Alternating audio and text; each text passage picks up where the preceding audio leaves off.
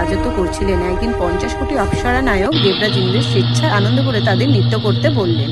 নৃত্যের সাথে গন্ধর্ব গানও করতে লাগলেন। পুষ্পদত্ত, চিত্তসেন প্রভৃতি প্রধান প্রধান গন্ধর্বরা সেখানে উপস্থিত ছিলেন। চিত্তসেনের পত্নীর নাম মালিনী, পুষ্পবন্তী নামে তাদের এক কন্যা ছিল। পুষ্পদত্তের পুত্রের নাম মাল্যবান। এই মাল্যবান পুষ্পবন্তী রূপে মুগ্ধ হয়েছিল। পুষ্পবন্তী পূর্ণ কটাক্ষ দ্বারা মাল্যবানকে বশীভূত করেছিল।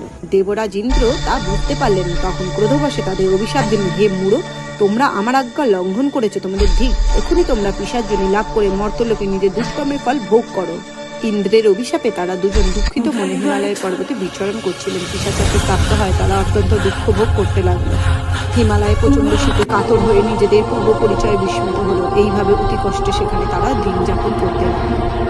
একদিন পিশাচ নিজের পত্নী পিশাচিকে বলল, সামান্য মাত্র পাপ করিনি, অথচ নরক যন্ত্রণা ভোগ করতে হচ্ছে, অতএব এখন থেকে আর কোনো রকম পাপকর্ম করব না। তারা একটি অশ্বত্থ বৃক্ষর তলে অনাহারে নির্জল অবস্থায় দিন যাপন করতে লাগলো। শীতের প্রকোপে অনিদ্রায় রাত্রি অতিবাহিত হলো। পূর্ণবশত সেদিন ছিল মাঘী শুক্লপক্ষিয়া জয়া একাদশী তিথি।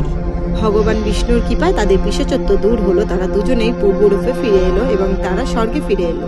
দেবরাজ ইন্দ্র তা আশ্চর্য হল এবং তাদের সব কথা শুনে বললেন, তোমরা অমৃত পান করো এবং তারা একাদশী ব্রতে আসক্ত কৃষ্ণপরায়ণ তাদের উচ্চ বলে জানবে। মাল্যবান ও পুষ্পবন্তী দেবলোকে তোমরা সুখে বসবাস করো।